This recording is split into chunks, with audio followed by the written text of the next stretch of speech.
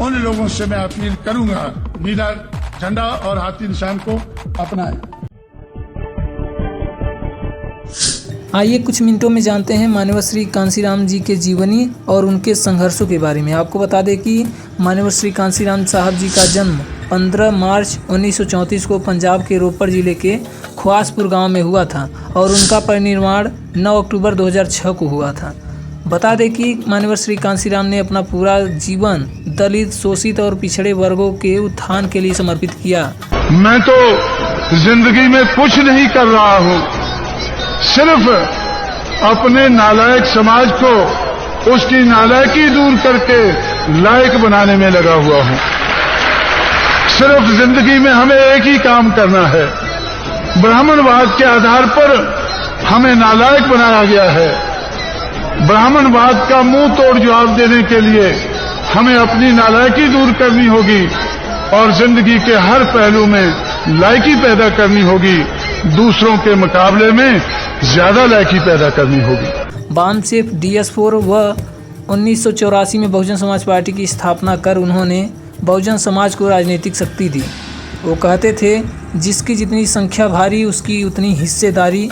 इस मंत्र के साथ उन्होंने बहुजनों को सत्ता में हिस्सेदारी का मार्ग दिखाया और बैलेट पेपर पर भी उन्होंने मुखरता से आवाज उठाई थी। सुनिए। जो बैलेट है उसी से इस देश में राजपाट आ जाएगा, तो आप लोग अपने आप को धोखे में रख रहे हैं।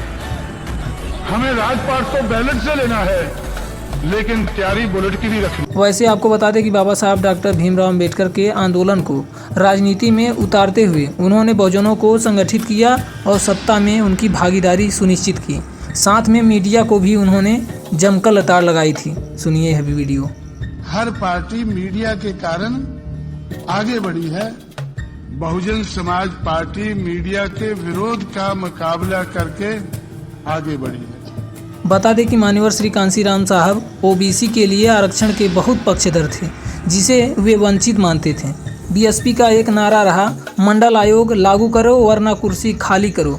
यह बहुजन समाज को एक राजनीतिक ताकत बनाने की उनकी रणनीति का हिस्सा था और इसीलिए BSP को निस्संदेह मंडल लागू होने के मामले के बाद फायदा भी हुआ था।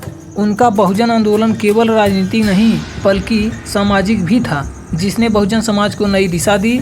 उन्होंने बहुजनों को राजनीतिक चेतना और सत्ता में हिस्सेदारी की ताकत सिखाई, जिससे शोषित वर्गों को अपने अधिकारों के लिए संघर्ष करने की प्रेरणा मिली। उन्होंने भरी सभा में गंभीर बातें भी बोल दिया और कहा, यह ठीक है कि हमारे पास धन दौलत की कमी है, मगर हमारे पास मुक्कों की कमी नहीं है। अगर हम 85% मुक्कों को इकट्ठा करके दुश्मन की नाक पर मार दें तो दुश्मन गुंडागर्दी अत्याचार के हथकंडे अपनाने की कोशिश नहीं करेगा। उन्होंने सामाजिक परिवर्तन और राजनीतिक सशक्तिकरण का जो मूवमेंट शुरू किया वह आज भी करोड़ों शोषित वंचित लोगों के संघर्ष को दिशा दे रहा है। मान्यवर श्री कांसीराम कहा करते थे कि मान लो एक समय में कोई अच्छा नेता सत्ता में आता है और लोग सामाजिक न्याय प्राप्त करते हैं, खुश होते हैं, लेकिन जब एक बुरा नेता सत्ता में आता है तो वह फिर से अन्याय में बदल जाता है। इसलिए हम संपूर्ण सामाजिक परिवर्तन चाहते हैं, हम सामाजिक न्याय नहीं चाहते हैं। आपको बता दें कि मान्यवर श्री कांसीराम जी की अंतिम इच्छा बहुजन समाज को मजबूत कर सत्ता की मास्टर चाबी हासिल करना था, जिसके लिए बहुजन समाज पार्टी का गठन करके बहुजन समाज पार्टी की राष्ट्रीय अध्यक्ष मायावती जी को उन्होंने आगे किया और इन पर उनका पूरा विश्वास था कि एक दिन ये सफल करके रहेंगी। और साहब कहते भी थे, जब तक जाती है मैं अपने समुदाय के लाभ के लिए उसका उपयोग करूंगा। यदि आपको कोई समस्या है तो जाति व्यवस्था को समाप्त करें। उन्होंने यह भी कहा था कि हिंदुओं की जड़ें हिंदू धर्म में है, मुसलमानों की इस्लाम में है, सिखों की सिख धर्म में है, ईसाइयों की ईसाई धर्म में, पारसियों की पारसी धर्म में, लेकिन SC ST OBC की गैर राजनीतिक जड़ें कहाँ है? यह भी सोचने वाली बात है। अफसोस है कि कांसीराम द्वारा शुरू किया गया यह आंदोलन आज मझधार में कमज़ोर पड़ गया है और जिसका सबसे बड़ा नुकसान OBC वर्ग को होगा। यह लोगों का सबसे बड़ा कयास लगाया जा रहा है।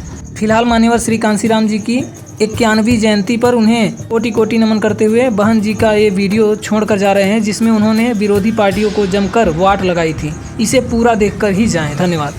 कि जब मान्यवर कांसीराम जी जिंदा थे, बाबा साहब डॉक्टर अम्बेडकर जिंदा थे, जब वो इस देश के वीकर सेक्शन के संघर्ष कर रहे थे तो हमेशा कांग्रेस और विरोधी पार्टियों ने, जातिवादी पार्टियों ने हमेशा उनका विरोध किया, कभी उनका साथ नहीं दिया।